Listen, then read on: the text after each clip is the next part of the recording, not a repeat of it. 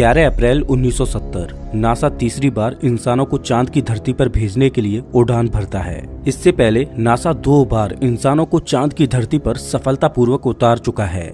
NASA की सैकड़ों लोगों की टीम इस मिशन को सफल बनाने के लिए इसके हर एक पहलू पर नजर रखे हुए है। जब नील आर्मस्ट्रांग ने चांद पर पहली बार कदम रखा था, उस बात को अभी 1 साल भी नहीं गुजरा है। इस फ्लाइट में बैठे हैं 3 एस्ट्रोनॉट्स जिनका सपना है चांद की धरती पर अपना कदम रखने का। सब कुछ ठीक चलता है। इस यान में इनको सफर करते हुए 3 दिन बीत जाते हैं और अब ये चांद के बहुत करीब पहुंच चुके हैं और कुछ ही घंटों के बाद ये चांद पर लैंड करने वाले हैं। इनका अंतरिक्ष यान गोली की रफ्तार से भी ज्यादा तेज चल रहा है और अचानक इन्हें एक धमाके की आवाज सुनाई देती है।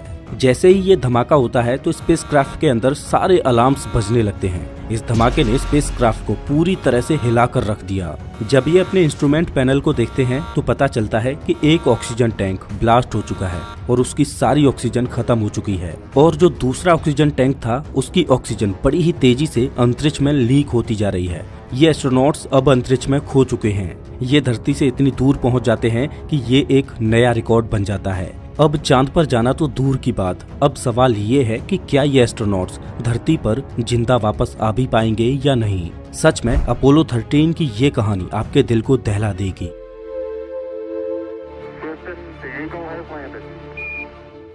20 जुलाई 1969 को अपोलो 11 के एस्ट्रोनॉट्स नील आर्मस्ट्रांग और बज ऑल्ड्रिन ने जब पहली बार चांद की धरती पर कदम रखा तो इंसानों के लिए वो एक बहुत बड़ी उपलब्धि थी।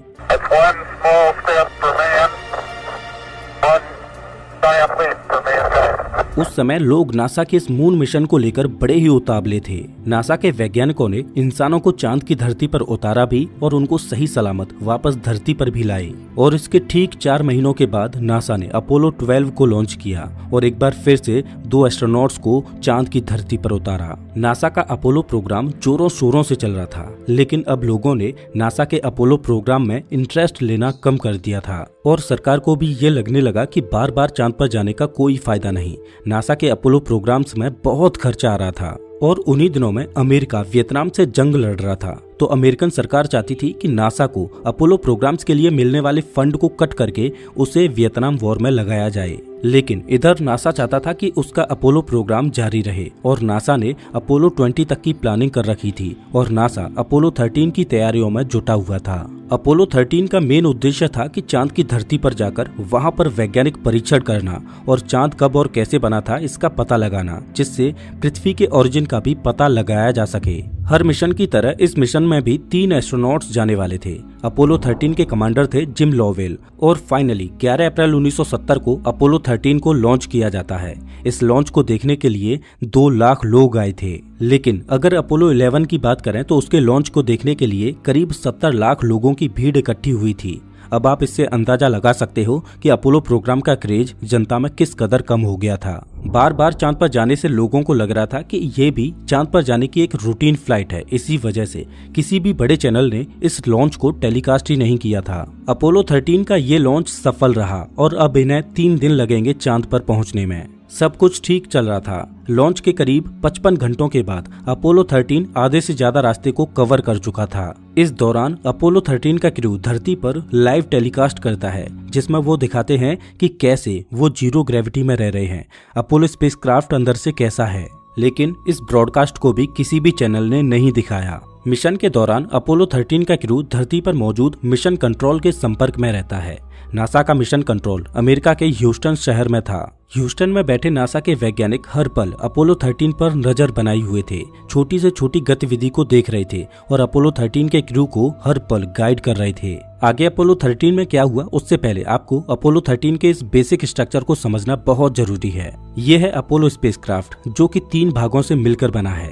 इनमें पहला भाग है लूनर मॉड्यूल और इस लूनर मॉड्यूल का उपयोग तब होगा जब अपोलो स्पेसक्राफ्ट चांद के ऑर्बिट में पहुंच जाएगा। चांद के ऑर्बिट में पहुंचने के बाद ये स्पेसक्राफ्ट से अलग होगा और इसमें 2 एस्ट्रोनॉट्स बैठकर चांद की धरती पर उतरेंगे और जब चांद पर एस्ट्रोनॉट्स का काम खत्म हो जाएगा उसके बाद फिर से एस्ट्रोनॉट्स इसी लूनार मॉड्यूल में बैठकर वापस अपोलो स्पेसक्राफ्ट में पहुंच जाएंगे। यहाँ पर ध्यान देने वाली बात यह है कि इस लूनार मॉड्यूल का खुद का लाइफ सपोर्ट सिस्टम है। इसके द्वारा ये एस्ट्रोनॉट्स को चांद पर उतरने से लेकर वापस अपोलो यान में आने तक पावर और ऑक्सीजन इत्यादि की सप्लाई देता रहेगा। इस लूनार मॉड्यूल का बस इतना ही काम है। अगर देखा जाए तो लूनार मॉड्यूल को छोड़कर ये है मेन अपोलो स्पेसक्राफ्ट। ये 2 भागों से मिलकर बना है, जिसमें ये है कमांड मॉड्यूल। जो तीनों एस्ट्रोनॉट्स चांद पर जा रहे हैं वो इसी कमांड मॉड्यूल में बैठकर जा रहे हैं। इसी कमांड मॉड्यूल के द्वारा ही एस्ट्रोनॉट्स पूरे स्पेसक्राफ्ट को कंट्रोल करते हैं।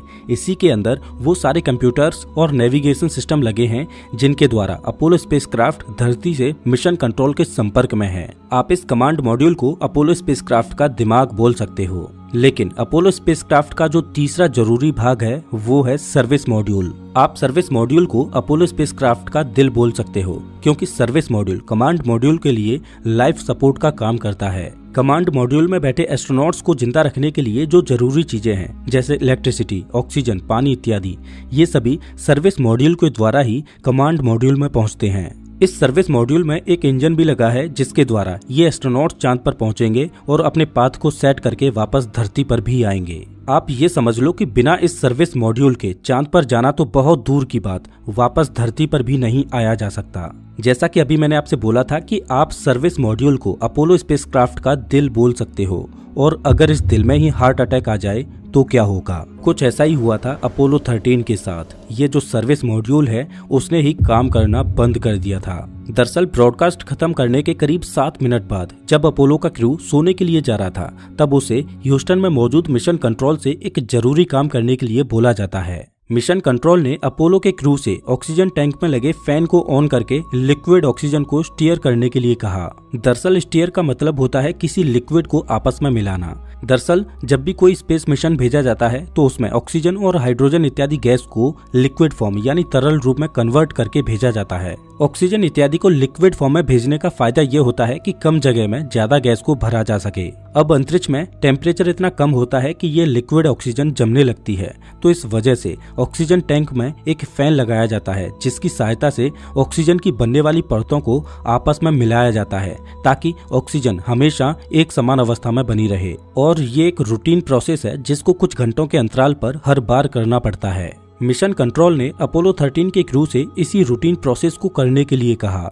जैसे ही जैक स्विगर्ट ने ऑक्सीजन टैंक में मौजूद फैन को चालू करने के लिए क्रायोस्टीयर के स्विच को दबाया, वैसे ही ऑक्सीजन टैंक 2 में शॉर्ट सर्किट की वजह से एक स्पार्क पैदा होता है और ऑक्सीजन टैंक 2 ब्लास्ट हो जाता है। ये ब्लास्ट इतनी जोर से होता है कि सर्विस मॉड्यूल का एक साइड से करीब 13 फीट का पैनल उखड़कर बाहर निकल जाता है। जैसे ही ये ब्लास्ट होता है वैसे ही अपोलो स्पेसक्राफ्ट के सभी अलार्म्स एक साथ बजने लगते हैं। इधर ह्यूस्टन में बैठे मिशन कंट्रोल के कंप्यूटर्स पर अजीब तरह की रीडिंग्स दिखाई देने लगती हैं। मिशन कंट्रोल को उन रीडिंग्स पर विश्वास नहीं हो रहा था।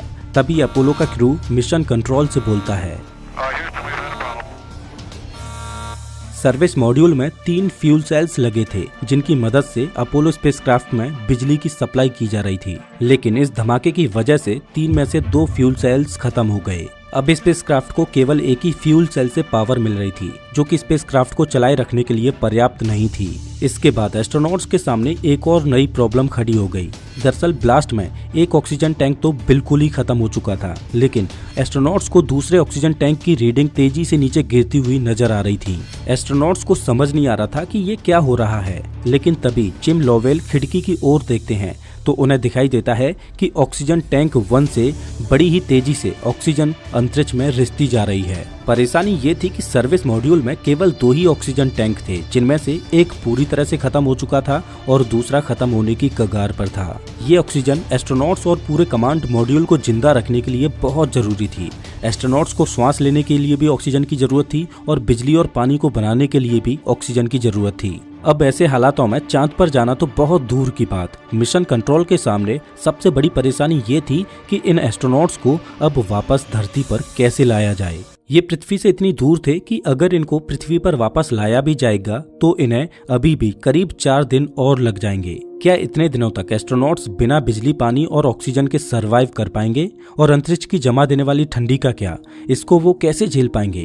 क्योंकि पावर सप्लाई खत्म होने की वजह से अब स्पेसक्राफ्ट के हीटर भी बंद पड़े हैं और अंतरिक्ष इतनी भयानक जगह है जहां पर इन्हें बचाने के लिए कोई रेस्क्यू मिशन भी नहीं भेजा जा सकता।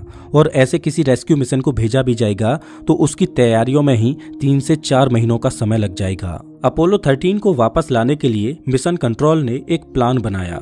हालांकि ये प्लान काम करेगा या नहीं ये कोई नहीं जानता, लेकिन इसके अलावा मिशन कंट्रोल के पास कोई और रास्ता था भी नहीं। अब चूंकि सर्विस मॉड्यूल के फेलियर से कमांड मॉड्यूल किसी काम का नहीं बचा था, इस वजह से मिशन कंट्रोल ने अपोलो 13 के क्रू को लूनार मॉड्यूल में बैठने के लिए कहा। लेकिन यहाँ पर एक और परेशानी थी कि इस लूनार मॉड्यूल को कुछ इस तरह से बनाया गया था कि इसमें केवल 2 एस्ट्रोनॉट्स 20 घंटों तक ही बैठ सकते थे। लेकिन अब इसमें ये 3 एस्ट्रोनॉट्स लगभग 4 दिनों तक बैठेंगे और इसे एक लाइफ बोट की तरह इस्तेमाल करेंगे। अपनी सप्लाईज और बिजली को बचाने के लिए इन एस्ट्रोनॉट्स को मिशन कंट्रोल की ओर से एक इंस्ट्रक्शन मिलता है कि स्पेसक्राफ्ट में मौजूद जितनी भी गैर जरूरी चीजें हैं उनको बंद कर दें, ताकि पावर को धरती पर री एंट्री के लिए बचाया जा सके। पीने के लिए पानी लिमिटेड था, तो एस्ट्रोनॉट्स को पूरे दिन में सिर्फ 1 गिलास पानी पीने के ही इंस्ट्रक्शंस मिले थे। हालांकि इन एस्ट्रोनॉट्स को सिर्फ 2 से 2.5 दिनों में धरती पर वापस लाया जा सकता है। इसके लिए इनको अपोलो स्पेसक्राफ्ट को यू टर्न लेकर वापस धरती की ओर मोड़ना होगा। लेकिन इसके लिए इन्हें सर्विस मॉड्यूल के मेन इंजन को चालू करना पड़ेगा। लेकिन मिशन कंट्रोल इस बात से चिंतित था कि सर्विस मॉड्यूल में कितना डैमेज हुआ है ये कोई नहीं जानता। इस वजह से कहीं ऐसा ना हो कि मेन इंजन को चालू करते ही पूरा स्पेसक्राफ्ट ही ब्लास्ट कर जाए। इस परेशानी को ध्यान में रखते हुए सर्विस मॉड्यूल के मेन इंजन को चालू न करने का ही फैसला लिया गया और अपोलो यान को धरती पर लाने के लिए एक दूसरे और लंबे रास्ते को चुना गया। ये अपोलो यान चांद की धरती पर जाएगा और चांद के पीछे से उसकी परिक्रमा करते हुए चांद की ग्रेविटी की सहायता लेकर एक स्लिंग शॉट की तरह वापस धरती की ओर आएगा। क्योंकि जब सर्विस मॉड्यूल में धमाका हुआ था तो उसकी वजह से अपोलो स्पेसक्राफ्ट अपने पाथ से थोड़ा भटक जाता है। तो सबसे पहले तो अपोलो स्पेसक्राफ्ट को उस सही पाथ पर लाया जाए जिस पर चलकर वो चांद की परिक्रमा करके धरती की ओर आ सके। तो मिशन कंट्रोल के पास सिर्फ एक ही रास्ता था, क्यों ना लूनार मॉड्यूल के इंजन को चालू करके स्पेसक्राफ्ट के पाथ को फिक्स किया जाए। हालांकि लूनार मॉड्यूल के इंजन को इस काम के लिए बनाया ही नहीं गया था कि इसको बार बार चालू करके बंद किया जा सके, लेकिन इसके अलावा कोई और ऑप्शन था ही नहीं। पहली बार लूनार मॉड्यूल के इंजन को चालू किया जाता है और अपोलो स्पेसक्राफ्ट तय किए रास्ते पर चांद के पीछे पहुंच जाता है और लूनार मॉड्यूल के इंजन को बंद किया जाता है। अब ये एस्ट्रोनॉट्स धरती से इतने दूर आ चुके थे कि ये एक नया रिकॉर्ड बन जाता है। ये एस्ट्रोनॉट्स धरती से करीब 4 लाख किलोमीटर से भी ज्यादा दूर पहुंच चुके थे। अभी तक अपोलो 13 मिशन में कोई भी रुचि नहीं ले रहा था, लेकिन अब अपोलो 13 एक सनसनी खबर बन जाता है। अपोलो स्पेसक्राफ्ट चांद की परिक्रमा करके जैसे ही पृथ्वी की ओर मुड़ता है, वैसे ही लूनार मॉड्यूल के इंजन को एक बार फिर से बर्न किया जाता है, जिससे स्पेसक्राफ्ट चांद की ग्रेविटी से बाहर निकलता है और तेजी से पृथ्वी की ओर आने लगता है। सौभाग्य से इस दूसरे बर्न को भी लूनार मॉड्यूल झेल जाता है। लेकिन परेशानी यही नहीं रुकने वाली थी, क्योंकि लूनार मॉड्यूल को केवल 2 लोगों के लिए ही डिजाइन किया गया था, लेकिन 3 लोगों के बैठने की वजह से केबिन के अंदर कार्बन डाइऑक्साइड की मात्रा बढ़ने लगी, जो कि एस्ट्रोनॉट्स की हर श्वास के साथ बढ़ती ही जा रही थी। दरअसल पृथ्वी पर हमारे द्वारा छोड़ी गई कार्बन डाइऑक्साइड गैस को पृथ्वी का एनवायरनमेंट बैलेंस कर देता है, लेकिन अपोलो स्पेसक्राफ्ट में इस कार्बन डाइऑक्साइड गैस को बैलेंस करने के लिए लिथियम हाइड्रोक्साइड के कैनिस्टर्स का उपयोग किया गया था और एक सिंपल से केमिकल रिएक्शन के द्वारा CO2 के लेवल को कंट्रोल में रखा जाता। लेकिन लूनार मॉड्यूल में लगा कैनिस्टर सिर्फ 2 लोगों के लिए ही बना था, जो कि कुछ ही समय तक काम कर सकता था। स्पेसक्राफ्ट में इस CO2 के लेवल को कम नहीं किया गया, तो ये तीनों एस्ट्रोनॉट्स कुछ ही देर में अपना दम तोड़ देंगे। लेकिन सौभाग्य से अच्छी खबर ये थी कि बंद पड़े कमांड मॉड्यूल में एक बड़ा कैनिस्टर बॉक्स लगा था। लेकिन परेशानी ये थी कि लूनार मॉड्यूल में लगे कैनिस्टर और कमांड मॉड्यूल में लगे कैनिस्टर्स को अलग अलग कंपनियों ने बनाया था। इस वजह से दोनों की ही डिजाइन अलग अलग थी। धरती से मिशन कंट्रोल ने एस्ट्रोनॉट्स को गाइड किया और स्पेसक्राफ्ट में मौजूद चीजों से जुगाड़ करके उन्होंने इस परेशानी को भी सॉल्व कर लिया और CO2 का लेवल नीचे गिरने लगा। ह्यूस्टन में मौजूद वैज्ञानिकों को लगा कि इन एस्ट्रोनॉट्स का नींद लेना बहुत जरूरी है, ताकि इनका दिमाग सही तरह से काम करता रहे। लेकिन अंतरिक्ष यान में ठंड इतनी थी कि इनको नींद कैसे आ जाए। स्पेसक्राफ्ट की विंडोज पर भी बर्फ जमने लगी थी। ठंड के मारे इन एस्ट्रोनॉट्स का बुरा हाल था। जैसे तैसे ये एस्ट्रोनॉट्स पृथ्वी के करीब आते हैं, लेकिन अभी भी इनको एक और बड़ी चुनौती को पार करना होगा। दरअसल पृथ्वी के वायुमंडल में प्रवेश करते समय एक सही एंगल पर एंट्री करना बहुत जरूरी था।